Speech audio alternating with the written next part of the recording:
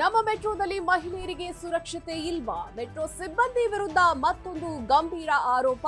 ತಿಂಗಳ ಹಿಂದಿನ ಘಟನೆ ಮಾಸುವ ಮುನ್ನವೇ ಮತ್ತೊಂದು ಘಟನೆ ಬೆಳಕಿಗೆ. ಇದು ಕ್ಲಿಷ್ಟಕರ ಚುನಾವಣೆ. ಗೆಲ್ಲುವ ಅಭ್ಯರ್ಥಿ ನಿಲ್ಲಿಸಿದ್ದೇವೆ, ನಾವೇ ನಿಂತಿದ್ದೀವಿ ಅಂತ ಕೆಲಸವನ್ನ ಮಾಡಬೇಕು. ಸಹಕಾರ ಸಚಿವ ಕೆಎನ್ ರಾಜಣ್ಣ ಹೇಳಿದರು. ಅಯ್ಯೋ, ಬಿಯರ್ ರೇಟ್ ಜಾಸ್ತಿ ಆಯ್ತು, ಬಾಡಿಗೆ ಕಟ್ಟೋಕೆ ಆಗ್ತಿಲ್ಲ, ನಾನು ಸಾಯ್ತೀನಿ ಅಂತ ಮರವೇರಿ ಕುಳಿತ ಭೂಪ. ಮಧ್ಯಪ್ರದೇಶದಲ್ಲೊಂದು ವಿಲಕ್ಷಣ ಘಟನೆ. ಕೇರಳದಲ್ಲಿ ಕಂದಕಕ್ಕೆ ಬಿದ್ದ ಪ್ರವಾಸಿ ವಾಹನ, ಮಗು ಸೇರಿ 4 ಸಾವು, 13 ಜನರ ಸ್ಥಿತಿ ಗಂಭೀರ. ಅಪಘಾತ ನೋಡಿ ಬೆಚ್ಚಿ ಬಿದ್ದ ದೇವರ ನಾಡು. ಅಮೆಜಾನ್ ಪ್ರೈಮ್ ಈವೆಂಟ್ ನಲ್ಲಿ ಕನ್ನಡದ ಕಂಪು. ಅತಿಥಿಯಾಗಿ ಭಾಗಿಯಾದ ರಿಷಬ್ ಶೆಟ್ಟಿ. ಈವೆಂಟ್ ನಲ್ಲಿ ಕನ್ನಡದ ಕಂಪು ಹರಡಿಸಿದ ರಿಷಬ್. ಅಶ್ವವೇಗ ಹೈಲೈಟ್ಸ್ಗೆ ಸ್ವಾಗತ. ನಾನು ಪಲ್ಲವಿ ಭಟ್. ನಮ್ಮ ಮೆಟ್ರೋ ಇತ್ತೀಚೆಗೆ ಬಹಳ ಸುದ್ದಿಯಲ್ಲಿದೆ. ಜಾಲಹಳ್ಳಿ ಮೆಟ್ರೋ ಸಿಬ್ಬಂದಿ ವಿರುದ್ಧ ಮಹಿಳೆ ಸಾಮಾಜಿಕ ಮಾಧ್ಯಮದ ಮೂಲಕ ದೂರನ್ನು ದಾಖಲಿಸಿದ್ದಾರೆ. ಮಹಿಳೆ ಮುಂದೆ ತನ್ನ ಖಾಸಗಿ ಅಂಗ ಸ್ಪರ್ಶಿಸಿಕೊಂಡು ಮೆಟ್ರೋ ಸಿಬ್ಬಂದಿ ಅಸಭ್ಯ ವರ್ತನೆಯನ್ನ ತೋರಿದ್ದಾನೆ. ಈ ಕುರಿತಾಗಿ ಮೆಟ್ರೋ ಮೇಲಾಧಿಕಾರಿಗಳಿಗೆ ಮಹಿಳೆಯೊಬ್ಬರು ದೂರು ನೀಡಿದ್ರು. ಮೇಲಾಧಿಕಾರಿಗಳು ಡೋಂಟ್ ಕೇರ್ ಮಾಡಿದ್ರಿಂದ ಮಹಿಳೆ ಸಾಮಾಜಿಕ ಜಾಲತಾಣದ ಮೂಲಕ ಬೆಂಗಳೂರು ಪೊಲೀಸರಿಗೆ ಟ್ಯಾಗ್ ಮಾಡಿ ಜಾಲಹಳ್ಳಿ ಮೆಟ್ರೋ ಸಿಬ್ಬಂದಿ ವಿರುದ್ಧ ಕ್ರಮ ಕೈಗೊಳ್ಳುವಂತೆ ಮನವಿಯನ್ನ ಮಾಡಲಾಗಿದೆ. ಇನ್ನು ಮೆಟ್ರೋ ಸಿಬ್ಬಂದಿ ಪ್ಲಾಟ್ಫಾರ್ಮ್ನ ಮುಂದೆ ತನ್ನ ಖಾಸಗಿ ಅಂಗವನ್ನ ಸ್ಪರ್ಶಿಸಿಕೊಂಡು ದುರ್ವರ್ತನೆಯನ್ನ ತೋರಿದ್ದಾನೆ. ಸನ್ನೆ ಮಾಡುತ್ತಾ ನನ್ನನ್ನು ದಿಟ್ಟಿಸಿ ನೋಡ್ತಾ ಇರುವಂತಹ ಅನುಭವ ನನಗೆ ಆಗಿದೆ ಅಂತ ಸೂರು ನೀಡಿ ಇಂತಹ ಅನುಭವ ಯಾವುದೇ ಮಹಿಳೆಯರಿಗೆ ಆಗಬಾರದು ಅಂತ ಮನವಿಯನ್ನ ಮಾಡಿದ್ದಾರೆ. ಮುಂಬರುವ ಲೋಕಸಭಾ ಚುನಾವಣೆಯಲ್ಲಿ ಕಾಂಗ್ರೆಸ್ ಪಕ್ಷ 28 ಕ್ಷೇತ್ರಗಳ ಪೈಕಿ 20 ಸೀಟ್ ಗೆಲ್ಲದಿದ್ದರೆ ಸರ್ಕಾರ ನಡೆಸುವುದಕ್ಕೆ ಯಾವುದೇ ನೈತಿಕತೆ ಇರುವುದಿಲ್ಲ ಅಂತ ಸಹಕಾರ ಸಚಿವ ಕೆಎನ್ ರಾಜಣ್ಣ ತಿಳಿಸಿದ್ದಾರೆ. ಈ ಕಾರಣಕ್ಕಾಗಿ ನಾವೇ ಚುನಾವಣೆಗೆ ನಿಂತಿದ್ದೀವಿ ಎಂಬಂತೆ ಕೆಲಸವನ್ನ ಮಾಡಬೇಕು. ತುಮಕೂರು ಲೋಕಸಭಾ ಕ್ಷೇತ್ರದ ಕಾಂಗ್ರೆಸ್ ಅಭ್ಯರ್ಥಿ ಮುದ್ದ ಹನುಮೇಗೌಡರು ಎಲ್ಲಾ ಪಕ್ಷಗಳಿಗೆ ಹೋಗಿ ಬಂದಿರುವುದಕ್ಕೆ ನಮಗೂ ಬೇಜಾರಾಗಿದೆ. ಆದ್ರೆ ಇದೀಗ ಅವರನ್ನು ನಾವು ಅಭ್ಯರ್ಥಿಯನ್ನಾಗಿ ಮಾಡಿದ್ದೇವೆ. ಹಾಗನ್ ಮಾತ್ರಕ್ಕೆ ನಮ್ಮ ಬಳಿ ಬೇರೆ ಯಾರೂ ಅಭ್ಯರ್ಥಿ ಇಲ್ಲ ಅಂತೇನಿಲ್ಲ. ಆದರೆ ಇದು ಕ್ಲಿಷ್ಟಕರ ಚುನಾವಣೆ. ಗೆಲ್ಲುವ ಅಭ್ಯರ್ಥಿ ಎಂಬ ಕಾರಣಕ್ಕೆ ನಿಲ್ಲಿಸಿದ್ದೇವೆ. ಕಳೆದ ಚುನಾವಣೆಯಲ್ಲಿ ದೇವೇಗೌಡರನ್ನ ಸೋಲಿಸಬೇಕು ಅಂತ ಜನ ಓಟ್ ಹಾಕಿದ್ರು. ದೇವೇಗೌಡರು ಯಾವತ್ತೂ ಕೂಡ ಜಾತ್ಯತೀತರಲ್ಲ. 2 ಕಡೆ ಮೊಮ್ಮಕ್ಕಳು, 1 ಕಡೆ ಅಳಿಯ ನಿಲ್ತಾ ಇದ್ದಾರೆ.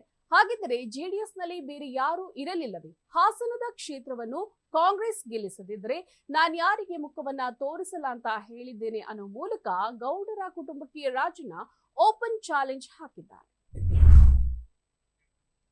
ಮಧ್ಯಪ್ರದೇಶದ ರಾಜ್ಗಢ್ ಜಿಲ್ಲೆಯ ಸಿಎಂ ಸಹಾಯವಾಣಿ ಮತ್ತು ಸ್ಥಳೀಯ ಪೊಲೀಸ್ ಠಾಣೆಯಲ್ಲಿ ಪ್ರತಿ ಬಿಯರ್ ಬಾಟಲಿಗೆ ಹೆಚ್ಚುವರಿ 50 ರೂಪಾಯಿ ಶುಲ್ಕ ವಿಧಿಸಲಾಗಿದ್ದು, ವ್ಯಕ್ತಿಯೊಬ್ಬ ಮರಕ್ಕೆ ಹತ್ತಿ ಆತ್ಮಹತ್ಯೆಗೆ ಯತ್ನಿಸಿದ ವಿಲಕ್ಷಣ ಘಟನೆ ನಡೆದಿದೆ. ಮದ್ಯದ ಬಾಟಲಿಗೆ 50 ರೂಪಾಯಿ ಹೆಚ್ಚು ಹಣ ನೀಡಬೇಕಾಗಿದ್ದು, ಇದರಿಂದ ಮನನೊಂದ ರಾಜ್ಗಢ್ ಜಿಲ್ಲೆಯ ನಿವಾಸಿ ಬ್ರಿಜ್ ಮೋಹನ್ ಶಿವಹರೆ ಮನನೊಂದು ಆತ್ಮಹತ್ಯೆಗೆ ಯತ್ನಿಸಿದ್ದಾನೆ.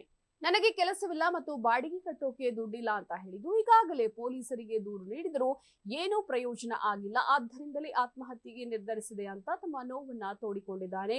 ಇನ್ನು ಬಿಯರ್ ಬಾಟಲಿಯ ದರ ಹೆಚ್ಚಳದ ಕುರಿತು ಹಲವು ಅಧಿಕಾರಿಗಳಿಗೆ ದೂರನ್ನ ನೀಡಿದ್ರು ಮದ್ಯದಂಗಡಿ ವಿರುದ್ಧ ಯಾವುದೇ ಕ್ರಮ ಕೈಗೊಂಡಿಲ್ಲ ಅಂತ ಕಣ್ಣೀರಿಟ್ಟಿದ್ದಾನೆ.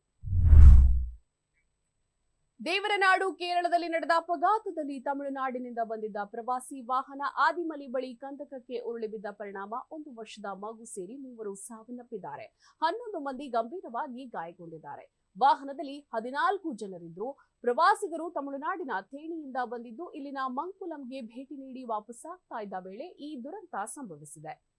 ಅಪಘಾತದಲ್ಲಿ ತಮಿಳುನಾಡಿನ ಲಾರಿ ಚಾಲಕ ಸಾವನ್ನಪ್ಪಿದ್ದು, ಇನ್ನು ಅಪಘಾತದ ತೀವ್ರತೆಯನ್ನು ನೋಡಿ ಕೇರಳದ ಜನತೆ ಅಕ್ಷರಶಃ ಬೆಚ್ಚಿ ಬಿದ್ದಿದ್ದಾರೆ.